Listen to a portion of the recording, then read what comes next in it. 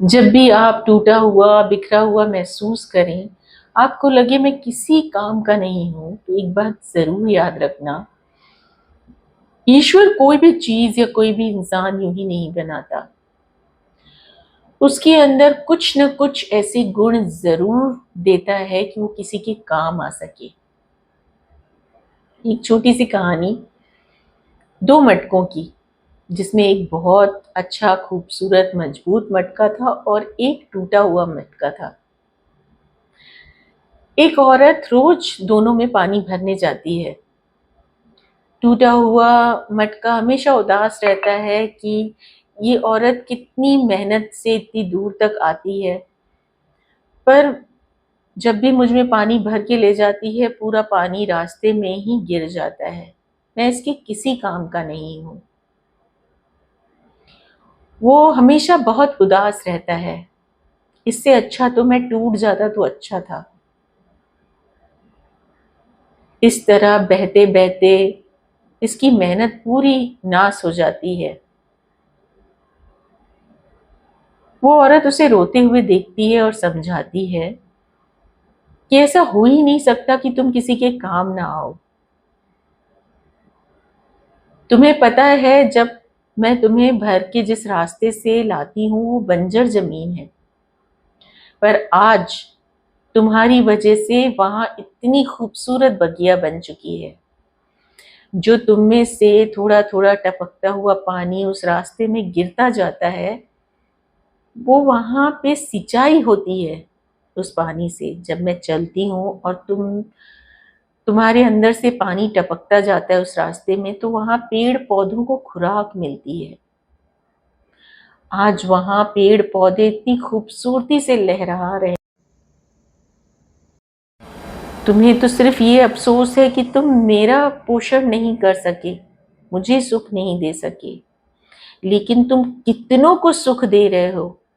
तुम्हारी वजह से पूरी बंजर जमीन खिलखिलाने लगी। वहां पेड़ पौधे और फूल खिल गए हैं। कितने आने जाने वाले लोगों के लिए तुमने कितना खूबसूरत रास्ता तैयार कर दिया। इस तरह कभी भी अपनी कीमत को कम ना आंकें। आप किसी न किसी के लिए बहुत फायदेमंद हैं। अपने आप को कम न समझें। ईश्वर ने आपको किसी न किसी उद्देश्य के लिए ही बनाया है। अपनी वैल्यू करें। जिंदगी को देखने का हर इंसान का नजरिया अलग अलग होता है। किसी को चांद में भी दाग दिखाई देता है, तो किसी को कीचड़ में खिला हुआ कमल भी बहुत भाता है। एक छोटी सी कहानी, एक ऐसे अमीर इंसान की जो अपने बेटे को गांव दिखाना चाहता है। वो अपने बेटे से कहता है, मैं तुम्हें गांव ले जाके दिखाना चाहता हूँ कि गरीब लोग कैसे अपनी जिंदगी बड़ी मुश्किल से जीते हैं। तुम्हें भगवान का शुक्र अदा करना चाहिए कि तुम एक अमीर घर में पैदा हुए हो। तुम्हें बहुत सारे सुख मिले हुए हैं। वो आदमी अपने बेटे को गांव ले जाता है और वहां उन लोग कुछ दिन रुकते हैं। वो लोग वहां के किसानों की, गरीबों को की जिंदगी बहुत नजदीक से देखते हैं। कुछ दिन वहां रहने के बाद जब वो बाप बेटे वापस अपने घर लौटते हैं, तो पिता अपने बेटे से पूछता है, बेटा तुम्हें कैसा लगा गरीबों की जिंदगी को इतने नजदीक से देखकर? तुम्हें क्या महसूस हो रहा है? बेटा बोलता है, पापा हमारे पास एक कुत्ता है, उनके पास बहुत सारे कुत्ते हैं। हमारे पास एक भी गाय नहीं, उनके पास बहुत सारी गाय हैं। हम खाना खरीद कर खाते हैं, वो खाना खुद उगाते हैं। हम दूध खरीद के पीते हैं, वो लोग खुद धोते हैं। हम एक छत के नीचे रहते हैं, उनके सर पे तो इतना बड़ा खुला आसमान है। हमारी प्रॉपर्टी की देखभाल के लिए दीवार हैं, और उनके पास तो इतने सारे दोस्त हैं, वो कितने खुश हैं। हमारे पास एक पुल है और उनके पास तो पूरी लंबी नदी है। थैंक यू पापा, आपने मुझे एहसास दिलाया कि हम कितने गरीब हैं और वो हमसे कितने अमीर हैं। उसका पिता ये सब देखकर चौंक जाता है। अपने बेटे के नजरिए को देखकर चौंक जाता है। पैसा हर खुशी खरीद नहीं सकता, इसका मतलब ये नहीं पैसा जरूरी नहीं, मगर पैसे को ही सब कुछ समझना ये भी सही नहीं। जब भी आप किसी की मदद करने की स्थिति में हो तो उनकी मदद जरूर करें। जितना आपसे हो सकता है वो हेल्प उन्हें जरूर दें, क्योंकि ईश्वर आपके जरिए उनकी प्रार्थना का जवाब देते हैं।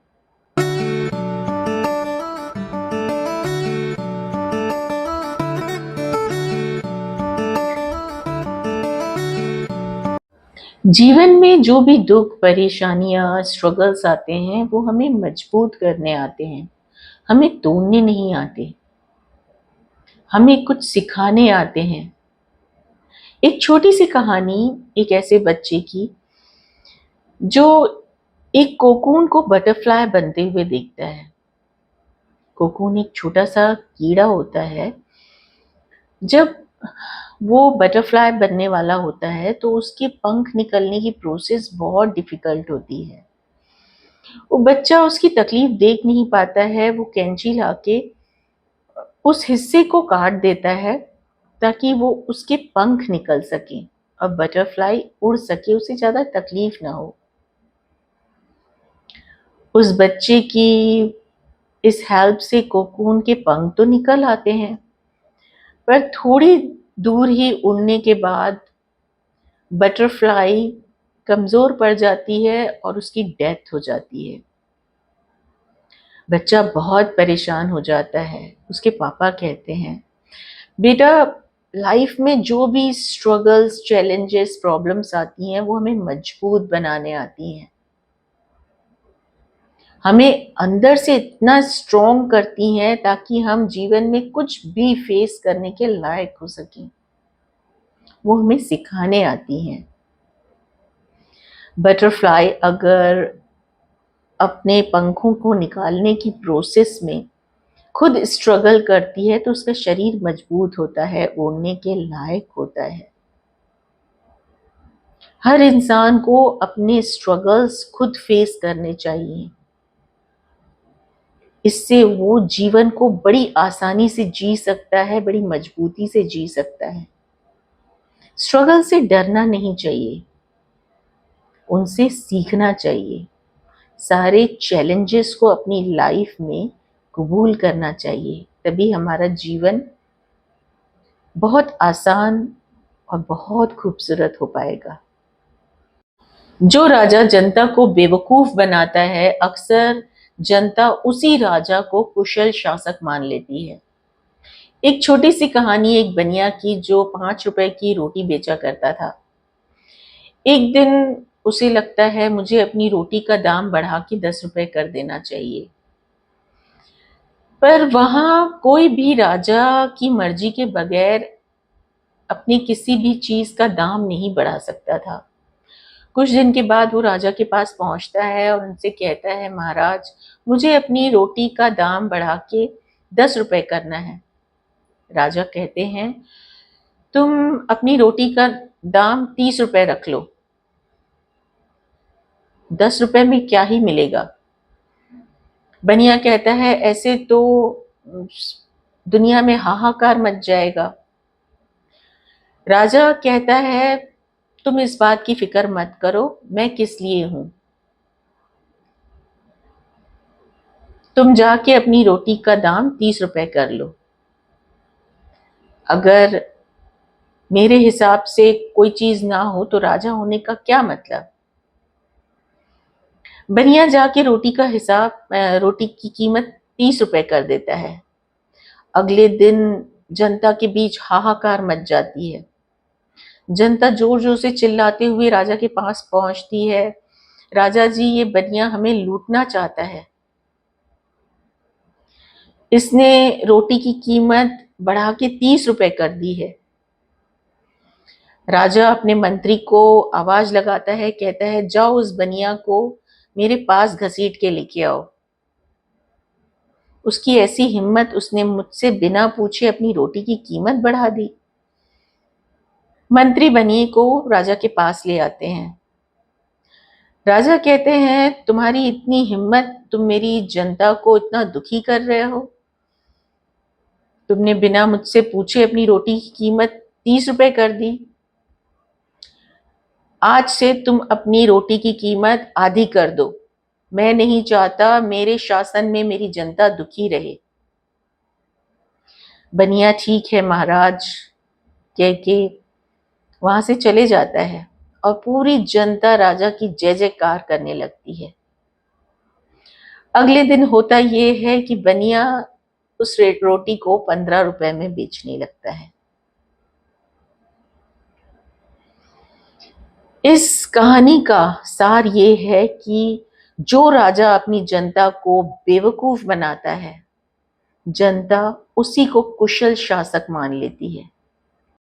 इंसान अपने जीवन में कितना भी सक्सेसफुल क्यों ना हो जाए, किसी काम में कितनी भी महारत हासिल क्यों ना कर ले, मगर उसकी एक गलती उसकी सारी मेहनत पे पानी फेर देती है। लोग उसकी सक्सेस को या उसके पहले के कामों को देखने के बजाय उस एक गलती पे फोकस करते हैं जो उससे गलती से हो गई, जबकि मिस्टेक्स तो कुछ भी सीखने की प्रोसेस का हिस्सा है। एक छोटी सी कहानी आइंस्टाइन की। एक बार वो एक क्लास ले रहे थे। उस क्लास में 9 की टेबल सॉल्व कर रहे थे। 9 की टेबल पूरी सॉल्व करते करते लास्ट में 9 10 91 लिख देते हैं। पूरी क्लास उनके ऊपर हंसने लगती है। ये देखकर आइंस्टाइन चुपचाप जाके चेयर पे बैठ जाते हैं। जब पूरी क्लास हंसना बंद कर देती है तो वो कहते हैं, मैंने 9 प्रॉब्लम सही सॉल्व किए तो आप लोगों ने मुझे न तो कॉन्ग्रेट्स किया न तालियां बजाई। मैंने एक गलती क्या की, आप सब मुझ पे हंसने लगे, मेरा मजाक बनाने लगे। मैं जानता हूं 9 10 90 होता है। मैंने जानबूझ के ये गलती की आप लोगों का व्यवहार देखने के लिए। हम जब भी कोई चीज सीखते हैं, कुछ नया काम सीखते हैं, या जब भी सक्सेस के रास्ते पे रहते हैं, गलतियां हमारी प्रोसेस का हिस्सा होती हैं। उस पे हंसने की बजाय उनसे सीख कर उन्हें सही करने की कोशिश करें। गलतियां सबसे होंगी, हम सब लाइफ में अपने अपने लक्ष्य की प्रोसेस में है। इसलिए जब भी कोई आपकी हंसी उड़ाए, मजाक बनाए, तो उससे डरे नहीं, खुद के अंदर शर्मिंदगी फील ना करें, फिर से उठें और फिर से अपने लक्ष्य की तरफ आगे बढ़े। मैं आपको यही समझाना चाहता था। गलतियां तो सबसे होती हैं। हम सब के लिए जीवन एक ऐसी यात्रा है जिसमें हमें सीख कर ही आगे बढ़ना है। उनसे हार कर निराश मत होइए। गलतियां सिर्फ वही इंसान नहीं करता जो कुछ भी सीखने की कोशिश नहीं करता, जो कुछ नहीं करता। कहते हैं, जिस पत्थर को छेनी और हथौड़ी की मार से डर लगता हो वो कभी मूर्त नहीं बन सकता। जिस खेत को हल चलाने से दुख पहुंचता हो वो कभी अनाज पैदा नहीं कर सकता। माँ बाप की डांट भी छेनी, हथौड़ी और हल जैसी जरूर होती है, पर वो आपको शिक्षित करने आती है, आपको प्रेरणा देने आती है। उनकी नाराजगी आपके लिए डर की वजह से है, जो आपके फ्यूचर के लिए उनके अंदर एक खौफ पैदा कर देते हैं। वो नाराज आपको जलील करने के लिए नहीं होते। Remember, life is a race. अगर तेज नहीं भागोगे तो कोई तुम्हें कुचल के आगे निकल जाए। देख, इंजीनियर बनना है तो डिसिप्लिन में रहना होगा, 15-15 घंटे पढ़ना होगा, सिर्फ 6 घंटे सोना होगा। एक ही बात बार बार जिंदगी भर बताता रहो, क्या यही काम है मेरा कि तुम हमेशा उल्टे रास्ते पर भागते रहो, हमेशा तुम्हें खींच कर वापस लाता रहो। 9.5 CGPA लेके आना है, याद है कि नहीं? 2 साल 1000 ट्यूशन लेने के बावजूद तुम किसी भी इंजीनियरिंग कॉलेज के एंट्रेंस को पास नहीं कर पाए। क्या बनेगा बड़ा होकर? कैसे बराबरी कर पाएगा इस दुनिया के साथ? क्या सारी उम्र में से घर पे बैठ के खिलाता रहूंगा? 5 साल बाद जब अपने दोस्तों को गाड़ी खरीद के अपना घर बनाते देखोगे तो यहाँ पहुंचोगे। गुस्सा आता मुझे सोचकर कि तुम अपनी जिंदगी बर्बाद कर रहे हो। तुम्हें दिखाई नहीं देता कि आज तुम एग्जाम में फेल हुए हो, कल जिंदगी में फेल होने वाले हो। अरे हंसेंगे लोग, कहेंगे कि फाइनल ईयर में आके छोड़ दिया। I don't mean to demean you, पर तेरे से नहीं होगा। हार भी तो नहीं मानेंगे ना। This is who I am. ये कहानी है, एंडिंग चेंज कर लेंगे। संत जन कहते हैं, भोजन बनाते वक्त मन को पवित्र रखने का प्रयत्न करें। भोजन बनाते समय मन के अच्छे और बुरे विचारों का परमाणु भोजन में मिल जाता है और उस भोजन को ग्रहण करने वाला उससे पोषित होता है। वही विचार उसके अंदर भी चले जाते हैं। जब हम भोजन को ईश्वर की याद में बनाते हैं, स्मरण करते हुए बनाते हैं, नाम जप करके बनाते हैं, तो उस भोजन को ग्रहण करने वाले का कल्याण होता है। वो भोजन सात्विक बन जाता है। इसीलिए संत जन हमेशा कहते हैं, जब भी भोजन बनाएं तो सात्विक विचार रखें, दुनियादारी के विचारों को त्याग दें, केवल नाम जप करके, हरि का नाम स्मरण करके ही भोजन तैयार करें। तभी उस भोजन को ग्रहण करने वालों का मन शांत और सात्विक हो जाता है। हम सबका जीवन बहुत छोटा है, लाइफ बहुत अनप्रेडिक्टेबल है। कब कहाँ क्या हो जाएगा कोई नहीं जानता। जो हो गया आप उसे बदल नहीं सकते। जो आने वाला है उसके बारे में आपको कुछ पता ही नहीं है। आपके पास सिर्फ आज का दिन है। आज में खुश रहिए, अपने जीवन के हर पल को एंजॉय कीजिए। कल की चिंता की कोई लिमिट ही नहीं है, वो कभी खत्म नहीं होगी। जिंदगी में छोटी छोटी खुशियों को, छोटे छोटे लम्हों को एंजॉय करना शुरू कीजिए। जैसे सितारे भी कुछ हमें ऐसे ही समझाते हैं। मुझे जिंदगी बड़ी होनी चाहिए, लंबी नहीं। तुम्हें कैसे पता है कि तुम 40 तक जिंदा रहोगे? यही कि क्या फर्क है 70 साल और 6 महीने में। मौत एक पल है बाबू मुझाए। उन चीजों के लिए वक्त निकालो जिनसे तुम्हें सचमुच खुशी मिलती है।